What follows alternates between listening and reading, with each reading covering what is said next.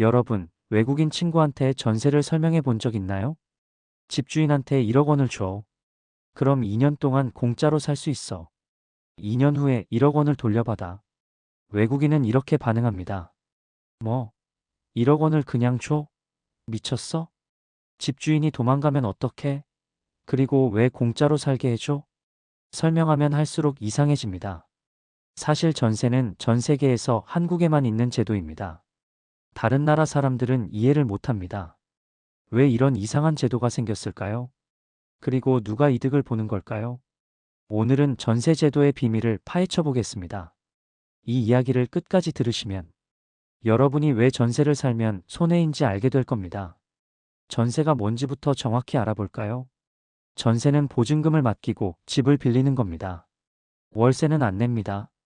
계약 기간이 끝나면 보증금을 돌려받습니다. 서울 강남에 있는 아파트를 예로 들겠습니다. 집값이 10억 원입니다. 전세금은 8억 원입니다. 세입자 김전세 씨가 8억 원을 집주인 박부자 씨한테 줍니다. 2년 동안 그 집에서 삽니다. 월세는 안 냅니다.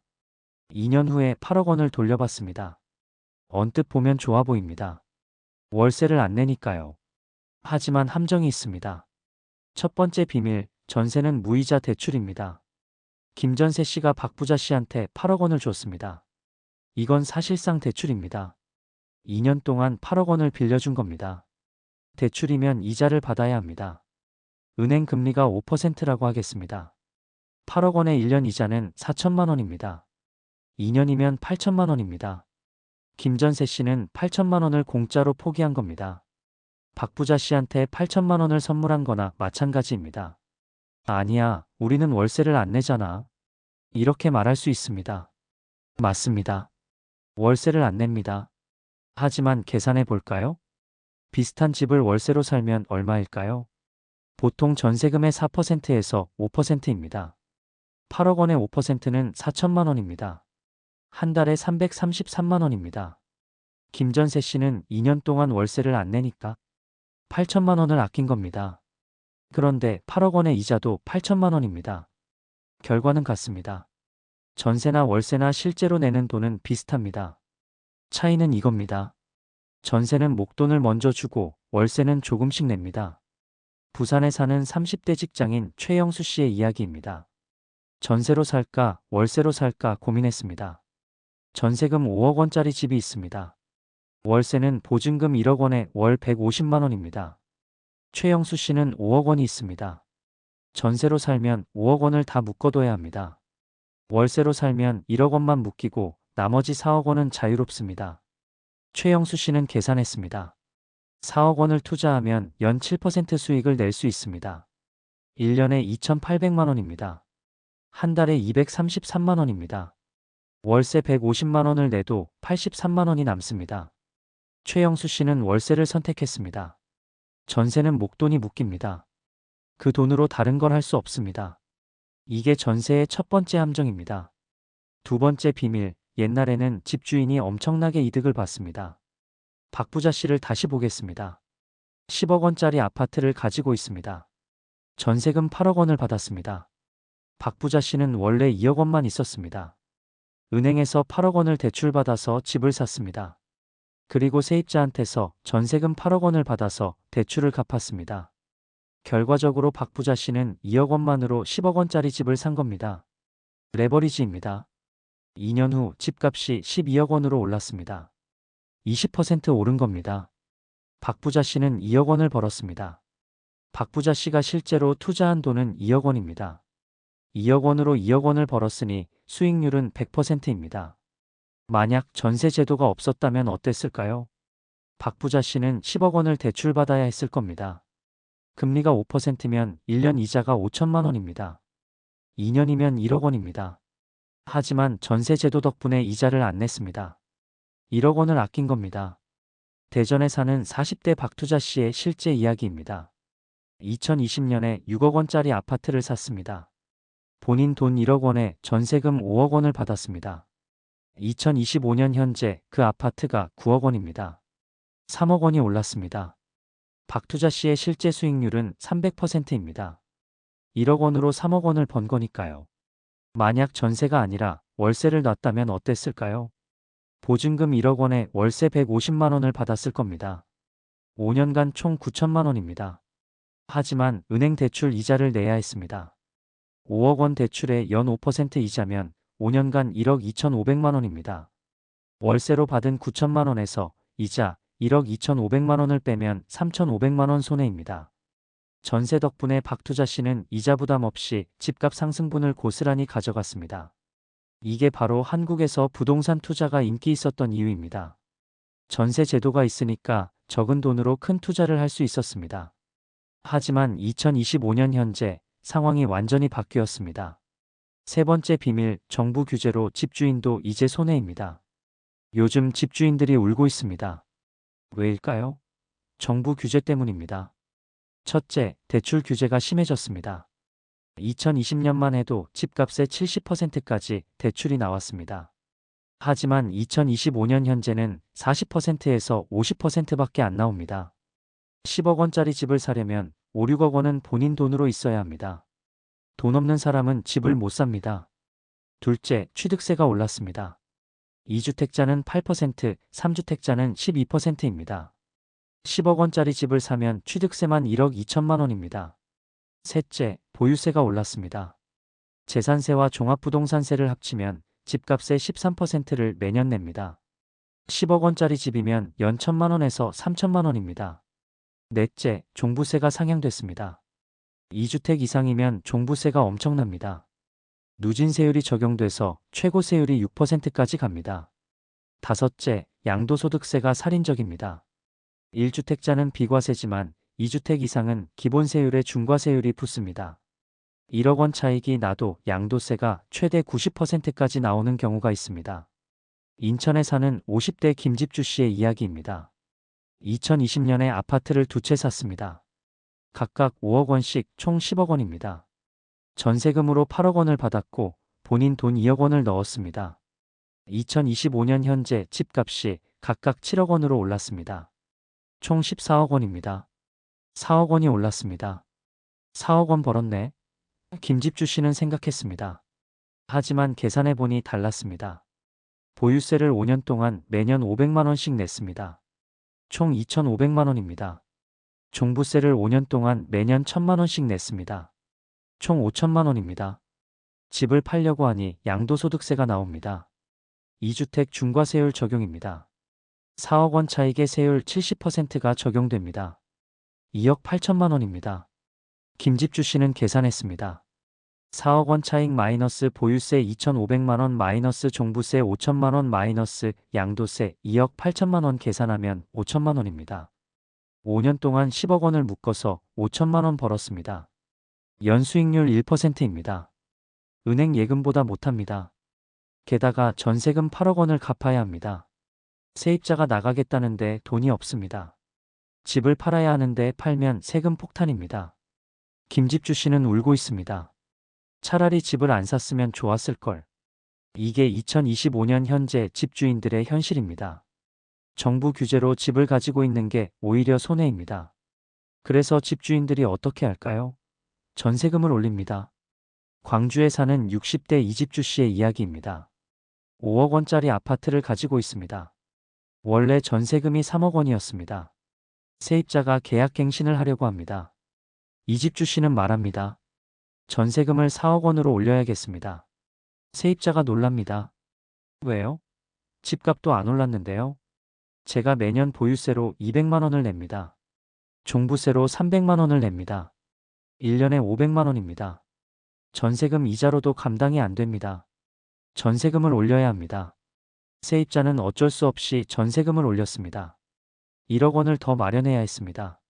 이게 2025년 현재 일어나고 있는 일입니다. 집주인들이 보유세와 종부세를 감당 못해서 전세금을 올리는 겁니다. 결과적으로 세금 부담이 세입자한테 전가되는 겁니다. 정부가 집주인한테 세금을 많이 거두니까 집주인이 세입자한테 전세금 인상으로 부담을 넘기는 겁니다. 서울에 사는 30대 신혼부부 정민호 씨의 이야기입니다. 2023년에 전세금 5억 원짜리 아파트에 들어갔습니다. 2025년 계약 갱신 시기가 됐습니다. 집주인이 말합니다. 전세금을 6억 원으로 올려야 합니다.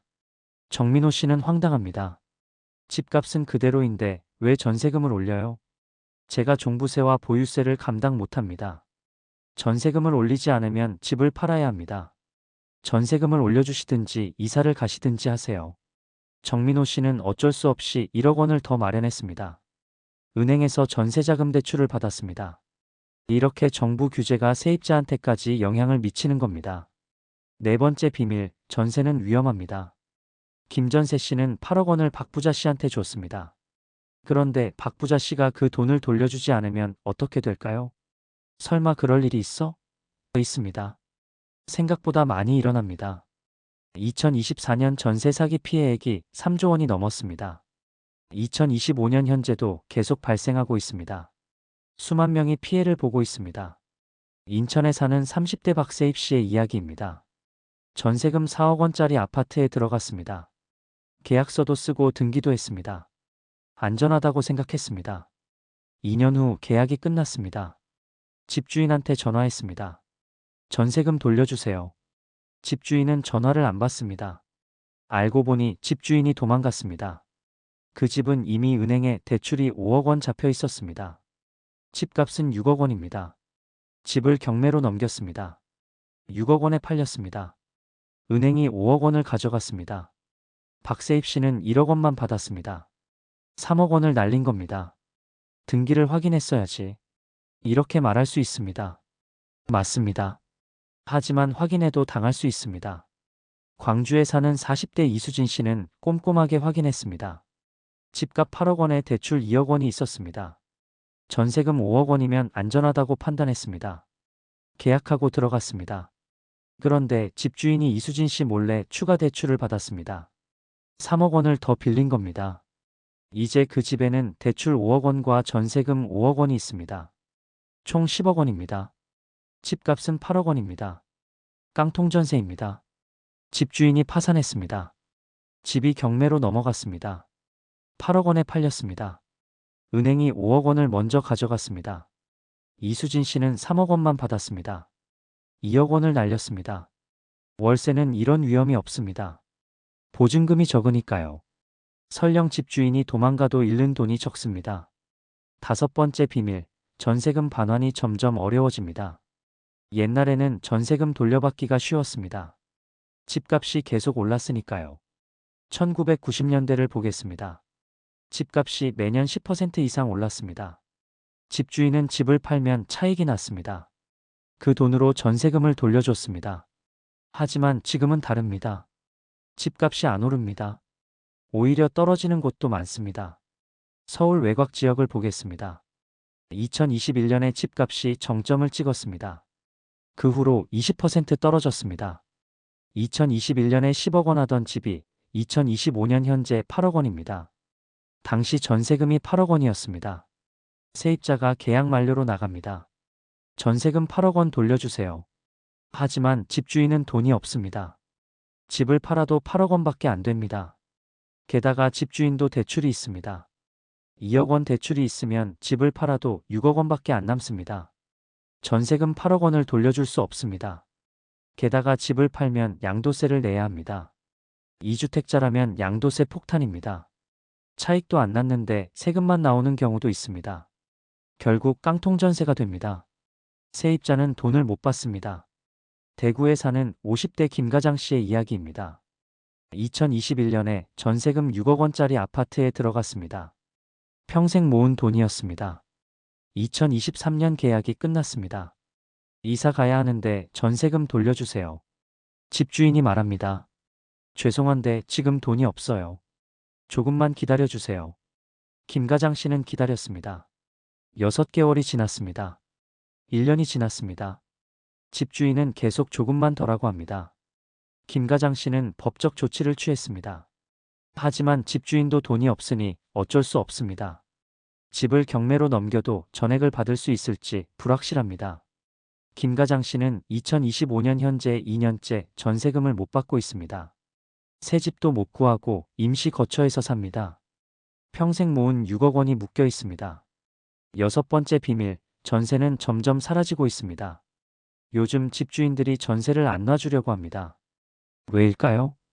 첫째, 금리가 높아졌습니다. 집주인도 대출이 있습니다. 이자가 비쌉니다. 전세금으로는 이자를 감당 못합니다. 둘째, 집값이 안 오릅니다. 예전에는 집값이 오르니까 전세를 놔도 이득이었습니다. 하지만 2025년 현재는 집값이 안 오릅니다. 전세금 돌려주기도 버거운데 집값 상승도 없으니 메리트가 없습니다. 셋째, 보유세와 종부세 폭탄입니다.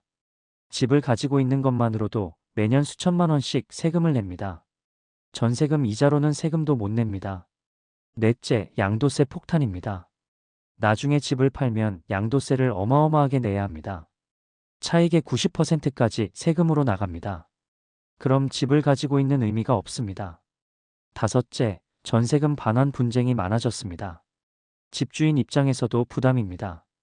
나중에 못 돌려주면 어떡하지? 걱정됩니다. 그래서 집주인들이 월세로 돌립니다.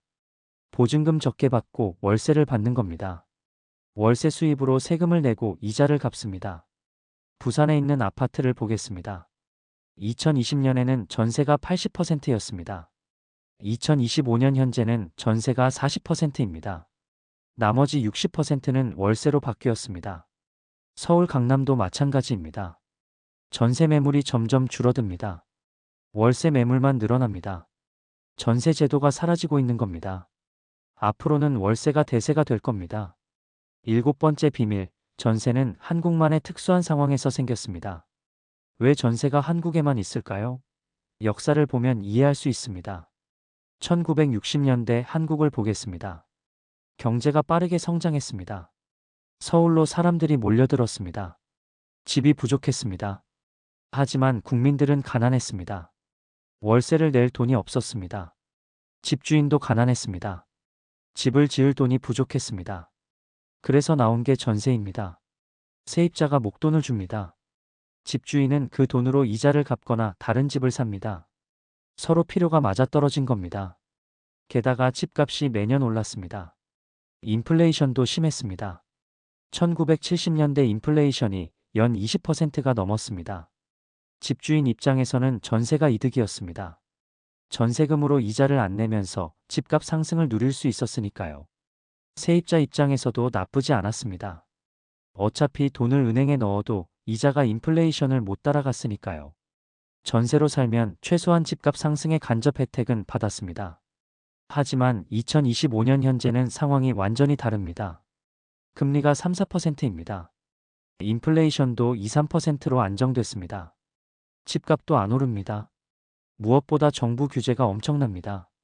집주인도 세입자도 둘 다 손해입니다. 전세의 메리트가 완전히 사라진 겁니다. 그래서 전세가 사라지고 있는 겁니다.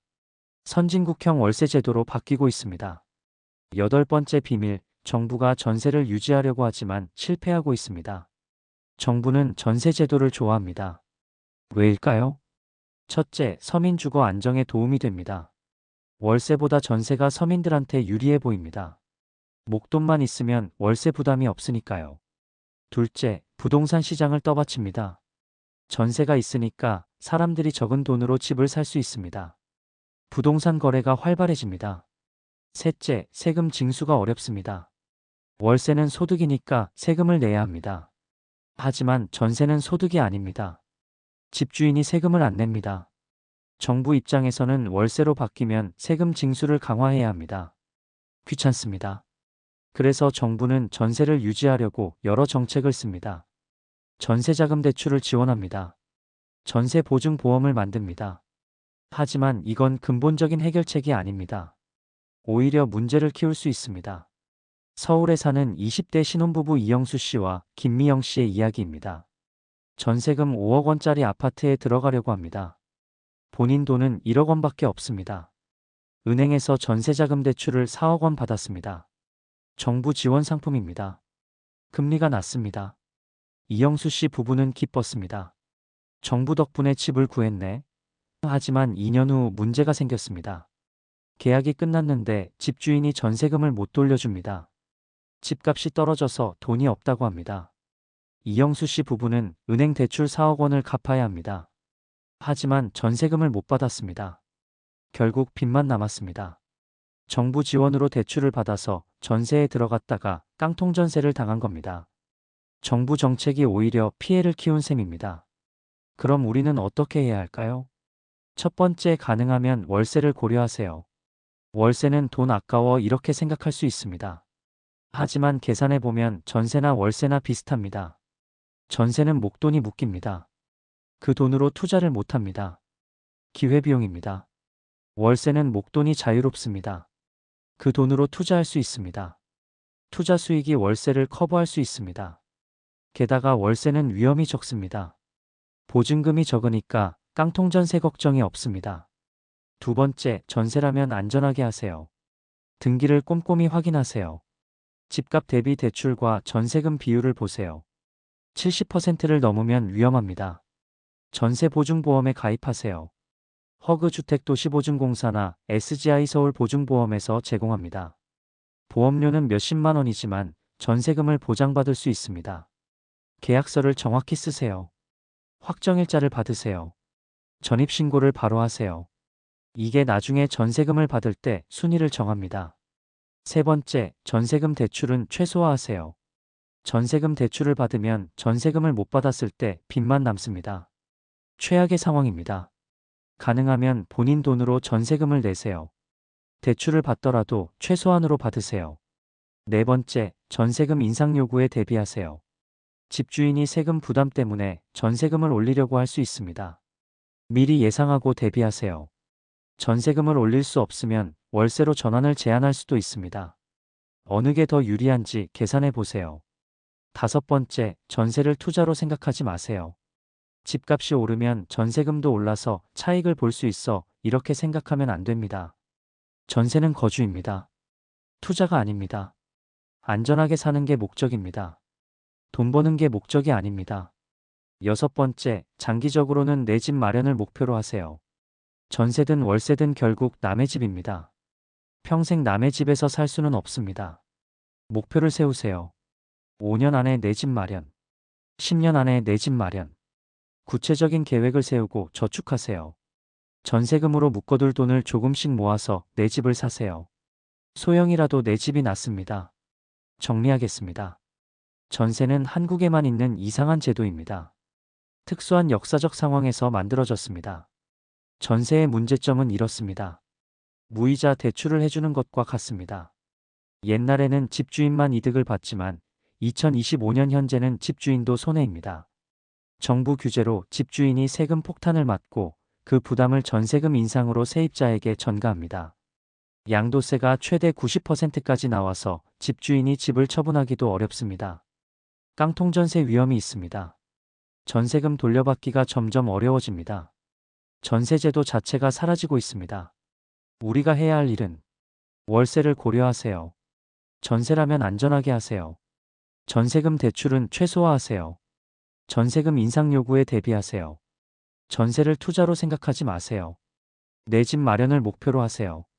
2025년 현재 전세는 집주인도 세입자도 모두에게 불리한 제도가 됐습니다. 정부 규제가 모든 걸 망쳐놨습니다. 월세가 아깝게 느껴질 수 있지만 실제로는 전세와 비용이 비슷합니다. 오히려 월세가 더 안전합니다. 가장 좋은 건 내 집입니다. 전세금으로 묶어둘 돈을 모아서 내 집을 사세요. 작아도 내 집이 최고입니다. 전세 제도는 점점 사라질 겁니다. 선진국처럼 월세가 대세가 될 겁니다.